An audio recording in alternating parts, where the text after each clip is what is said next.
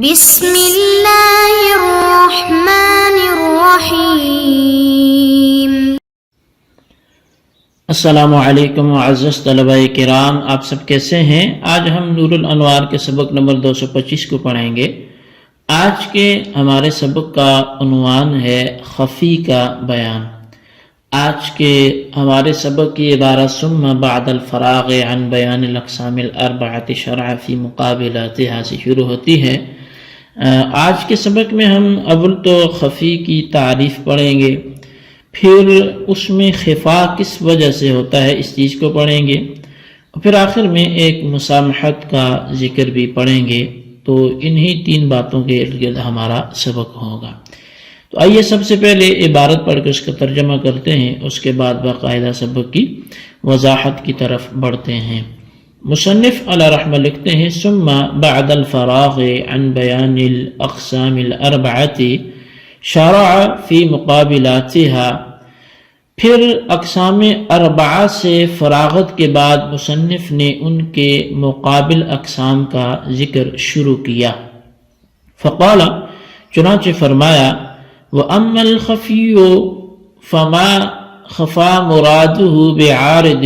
غَيْرِ الصِّيغَةِ لَا يَنَالُ إِلَّا بِالطَّلَبِ۔ فرمایا کہ خفی وہ کلام ہے کہ جس کی مراد صیغے کے علاوہ کسی عارض کی وجہ سے پوشیدہ ہو، اور وہ مراد صرف طلب اور جستجو سے حاصل ہو سکتی ہو۔ یعنی ان الخفی اسم الکلام خفا مرادہ بسبب عارض نشأ من غیر الصیغۃ، یعنی کہ خفی اس کلام کا نام ہے جس کی مراد ایسے عارض کے سبب پوشیدہ ہو جو صیغے کے علاوہ سے پیدا ہوا ہو۔ من غیر صیغۃ، جو صیغے کے علاوہ سے پیدا ہوا ہو۔ اذ لو کان منشأہ الصیغۃ لکان فیہ خفاء زائد، اس لیے کہ اگر خفا کا منشأ صیغہ ہو تو اس میں خفا زیادہ ہوگا۔ وَيُسَمَّى بِالْمُشْكَلِ وَالْمُجْمَلِ، اور اس کو پھر نام اس کا مشکل اور مجمل ہوگا۔ تو فَلَا يَكُونُ مُقَابِلًا لِلظَّاهِرِ الَّذِي فِيهِ أَدْنَى ظُهُورٌ، تو بس یہ اس ظاہر کا مقابل نہیں ہوگا جس میں ادنا ظہور ہوتا ہے۔ فَإِنَّ كُلًّ مِّنْ هَؤُلَاءِ مُتَرَتِّبٌ فِي الْخِفَاءِ تَرَتُّبُ الْأَصْلِ فِي الظُّهُورِ، پس بے شک یہ تمام اقسام خفا میں اسی ترتیب سے ہیں، اسی طرح ترتیب آ رہے ہیں جس طرح کہ اصل اقسام ظہور میں ترتیب وار ہیں۔ فَإِذَا كَانَ فِي الظَّاهِرِ أَدْنَى ظُهُورٍ فَلَا بُدَّ أَن يَكُونَ فِي الْخَفِيِّ أَدْنَى خِفَاءٍ وَهَكَذَا الْقِيَاسُ، پس جب ظاہر میں ادنا درجہ کا ظہور ہے تو ضروری ہے کہ خفی میں ادنا درجہ کا خفا ہو، اور اسی طرح باقی اقسام میں بھی قیاس کیا جائے۔ فلا ينال مراده الا بالطلب فصار كمن اختفى في المدينة بنوع حيلة عارضة من غير تغییر لباس و ہیئت، تو فرمایا کہ پس خفی کی مراد بغیر طلب کے حاصل نہیں ہو سکتی، لہذا یہ اس شخص کی طرح ہو گیا جو لباس اور حیت بدلے بغیر ایک قسم کے حیلہ عارضہ سے شہر میں چھپ گیا ہو۔ ثم فی قولہ بعارض غیر صیغۃ مسامحۃ والأظہر ان یقول بعارض من غیر الصیغۃ کما فی عبارت شمس الائمة الحلوانی، وقوله لا ينال الا بالطلب ليس قيدا احترازيا بل بیان الواقع و تاکید للخفاء۔ اور فرمایا کہ پھر مصنف کی قول بعارض غیر صیغۃ میں مسامحت ہے، اور زیادہ ظاہر یہ ہے کہ مصنف بعارض من غیر صیغۃ کہتے ہیں، جیسا کہ شمس الائمہ حلوانی کی عبارت میں ہے۔ اور مصنف کا قول لا ینال الا بالطلب، یہ قید احترازی نہیں ہے بلکہ بیان واقع اور تاکید خفا کے لیے ہے۔ جی طلبہ کرام، یہ ہمارے آج کے سبق کی عبارت اور اس کا ترجمہ تھا جو آپ نے سماعت کیا۔ آئیے اب اس کی وضاحت کی طرف بڑھتے ہیں۔ شارح نے فرمایا کہ جب مصنف ظہور کی چاروں قسموں ظاہر، ناس، مفسر، محکم کے بیان سے فارغ ہو گئے تو اب ان کے مقابل خفا کی چاروں قسموں کا بیان شروع فرما رہے ہیں۔ ان کی ترتیب اس طرح ہے کہ خفی ظاہر کا مقابل ہے، مشکل ناس کا مقابل ہے، مجمل مفسر کا مقابل ہے، اور متشابہ محکم کا مقابل ہے۔ ان اقسام اربع میں سے مصنف نے خفی کی تعریف بیان کرتے ہوئے فرمایا کہ خفی وہ کلام ہے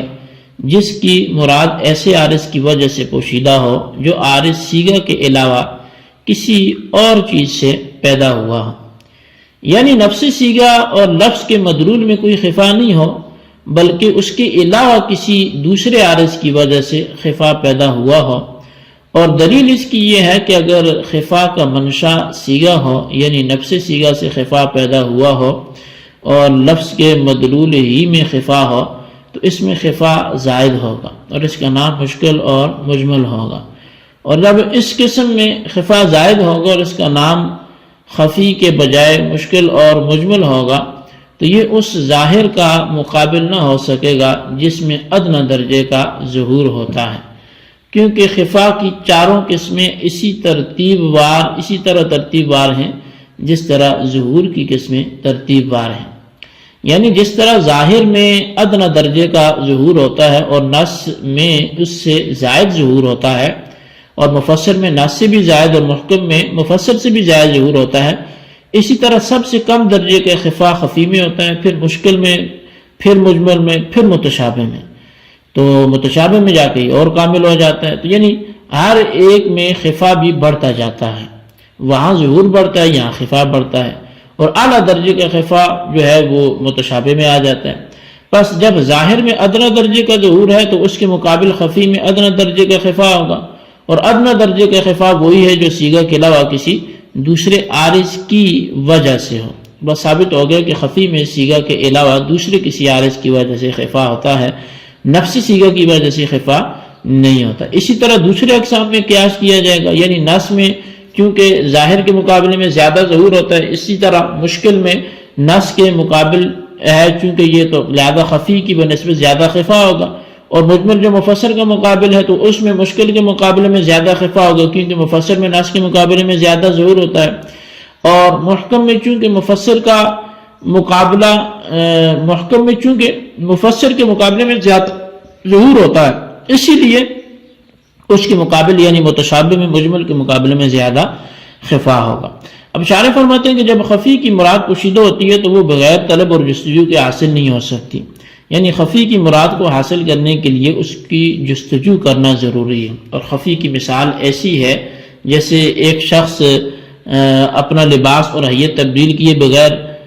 کسی ہیلے کے بہانہ کر کے شہر کے کسی حصے میں چھپ گیا ہو، تو ایسے شخص تک رسائی حاصل کرنے کے لیے اس کو طلب کرنا اور ڈھونڈنا ضروری ہے۔ شارح منار ملا جیون اللہ الرحمٰن نے فرمایا کہ مصنف کے قول بعارض غیر صیغۃ میں غیر صیغہ کو عارض کی صفت قرار دینے میں ایک گنا مسامحت اور غلطی ہے، اس طور پہ کہ بعارض غیر صیغۃ کی عبارت مشکل، مجمل اور متشابہ سے احتراز ہے، یعنی عارض غیر صیغہ کی وجہ سے خفا صرف خفی میں ہوتا ہے۔ اب اس کا مطلب یہ ہوگا کہ مشکل، مجمل اور متشابہ میں عارض غیر صیغہ کی وجہ سے خفا نہیں آتا بلکہ صیغہ کی وجہ سے آتا ہے، حالانکہ یہ بات بالکل غلط ہے، جیسا کہ آئندہ چل کر مشکل وغیرہ کی تعریف سے ظاہر بھی ہو جائے گا۔ تو شارح فرماتے ہیں کہ زیادہ واضح یہ بات تھی کہ مصنف بعارض من غیر صیغۃ فرماتے، جیسا کہ شمس الائمہ حلوانی علیہ الرحمہ کی عبارت میں ہے، اور مطلب یہ ہوتا کہ خفی میں خفا عارض کی وجہ سے آیا ہے اور یہ عارض غیر صیغہ سے پیدا ہوا ہے۔ اس صورت میں مصنف کا کلام مسامحت سے محفوظ ہو جاتا،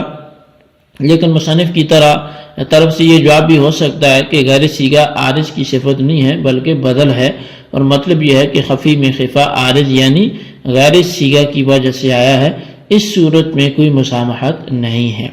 شارح فرماتے ہیں کہ مصنف کا قول لا ینال الا بطلب قید احترازی نہیں ہے بلکہ بیان واقع اور تاکید خفا کے لیے ہے،